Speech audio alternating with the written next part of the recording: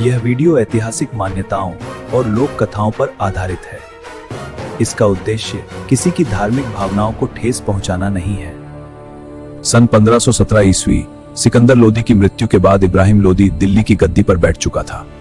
उधर मेवाड़ में राणा सांगा लगातार अपने साम्राज्य का विस्तार कर रहे थे। कुछ ही वर्षों में मेवाड़ की सीमाएं पश्चिमी उत्तर प्रदेश तक पहुंच चुकी थीं। राणा सांगा का नाम सुनकर दुश्मन कांप उठते थे। उनके शरीर पर युद्ध के 80 घाव थे। फिर भी उनका साहस पर्वत से भी विशाल था। अपने राज्य विस्तार के लिए आगरा की ओर बढ़ने की तैयारी शुरू हो चुकी थी। राणा सांगा के साथ कई राजपूत सरदार जुड़ चुके थे। लोदी को मेवाड़ की बढ़ती शक्ति की खबर मिल चुकी थी। महाराज, मेवाड़ की सेना राजस्थान की ओर बढ़ रही है। दिल्ली सल्तनत की सेना युद्ध के लिए निकल पड़ी। खातौली की धरती युद्ध की प्रतीक्षा कर रही थी।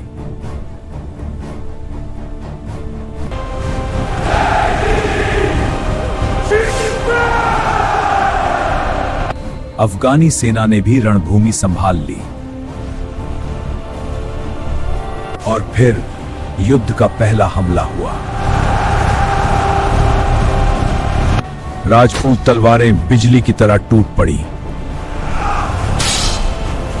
कुछ ही क्षणों में मैदान लाशों से भर गया।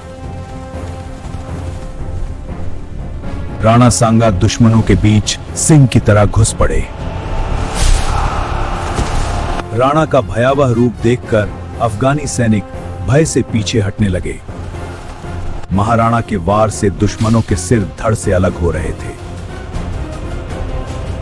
खातौली का रण भयानक रक्तपात में बदल चुका था। इसी युद्ध में राणा सांगा भी गंभीर रूप से घायल हुए और उनका एक हाथ युद्ध भूमि में कट गया। लेकिन घायल सिंह और भी भयानक बन चुका था। राजपूत सेना और भी उग्र होकर टूट पड़ी। अफगान सेना में भगदड़ मच गई। इब्राहिम लोदी का साहस टूट चुका था। लोदी अपने विशेष सैनिकों के साथ भाग निकला। राणा सांगा अकेले ही उसके पीछे दौड़ पड़े। उनके शरीर से लगातार रक्त बह रहा था।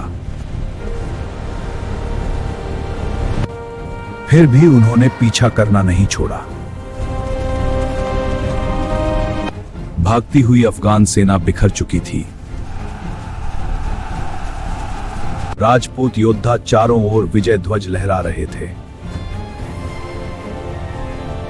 युद्ध केवल 2 पहर में समाप्त हो गया। दिल्ली सल्तनत की सेना पूरी तरह हार चुकी थी। इब्राहिम लोदी को बंदी बना लिया गया। खातौली में राजपूतों की महान विजय हुई।